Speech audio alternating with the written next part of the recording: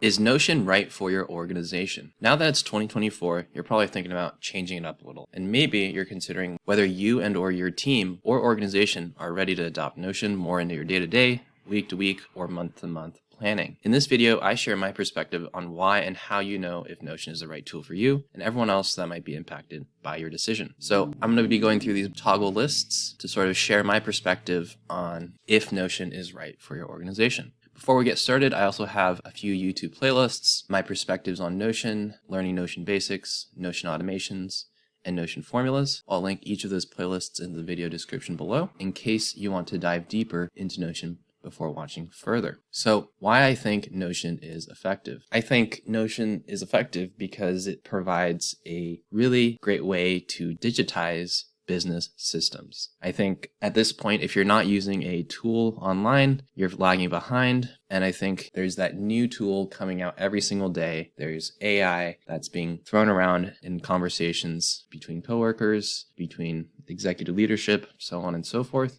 But I think Notion has the ability to minimize clicks, centralize information and data, embed anything, save time searching. You have a better way to retain information, constrain your processes, improve your tracking and recording, while also balancing accountability, reminders, information types, teams, and customizability. If I were to sell someone on Notion, these were some of the points that I would share to them because of how malleable Notion is and customizable Notion is. I'll also be sharing a few questions that are food for thought that I think anyone should ask themselves when considering if Notion is the right tool for them. What are you ultimately organizing? Are you using many different types of software to run your organization? Is accountability, reminding, linking, and sharing something, is that something that your organization struggles with? And is collaborative project management harder to operationalize within your organization? Is writing stuff or recording information something that your staff or employees struggle with? I think all of these questions help frame the context in which you're approaching this question from, but I do think Notion allows you to do all of those things, and I think those are some important answers that you might want to figure out for yourself before switching software, before switching systems, whatever you might be currently using. So what could this look like, right? What is repetitive? How can we condense and customize? How can we constrain our organization? And what information needs to be shared and circulated? I think these are all very simple questions, but I think the more you think about it, the deeper these answers are going to be. And the more that you might have to think about your other team members, think about individuals that might be impacting what's going on or some of the difficulties that you're experiencing, and basically framing it from a more structural perspective so that you have something to align yourself with as opposed to sort of freehanding it and not knowing where to start. What are those pain points? What can we operationalize and minimize clicks, save time, so on and so forth, right? I think all of these points that I shared above sort of are solutions to maybe these answers. Another video I created on my channel was inspired by information architecture. And I think when you're considering whether Notion is right for your organization or not, I think these Latch acronyms and framework can really help you frame what you're looking for. I've created a video here. I've also linked the video explaining the origins of information architecture. And in this video, I sort of introduce 5 questions to ask yourself when you're creating or getting started in Notion. The Latch framework goes as follows. We have location, alphabet, time, category, and hierarchy. And these are all different ways in which we can organize information. And I think information doesn't fall into just one of these categories, and it can fall into several of these categories.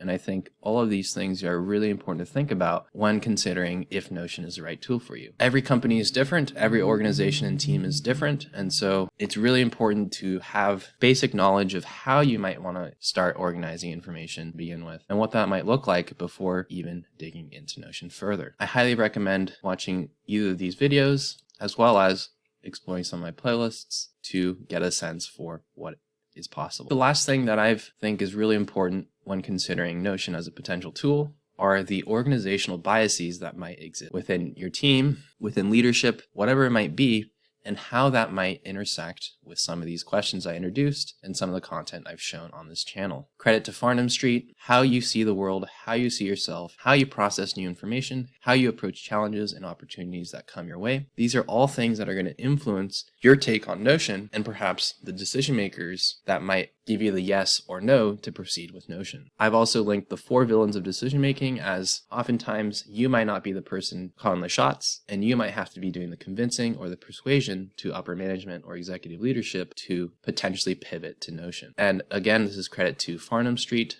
There's narrow framing, there's confirmation bias, short-term emotion, and overconfidence that we often see in decision making. And I think those are good things to be aware of and be introspective about so that you can eliminate blind spots, you can identify those circles, competence, and maybe areas in which groupthink is more prevalent within your organization. Something that's very relevant in this case is out of mind, out of sight. You just don't know what you don't know. And I think there's a lot of pieces of Notion which might have a steeper learning curve. So I highly encourage that you dig deeper into what Notion can do and to fully understand what is possible before sort of moving on to a separate tool or thinking about it differently. I've linked another great resource of mental models brought to you by Farnam Street's blog. This is a combination of social sciences, hard sciences, so on and so forth that I highly recommend that people check out. The deeper you sort of get into the organizational biases that might exist and even your own biases that might influence how you're interpreting this content and how you might use Notion for the future. This is a pretty quick video.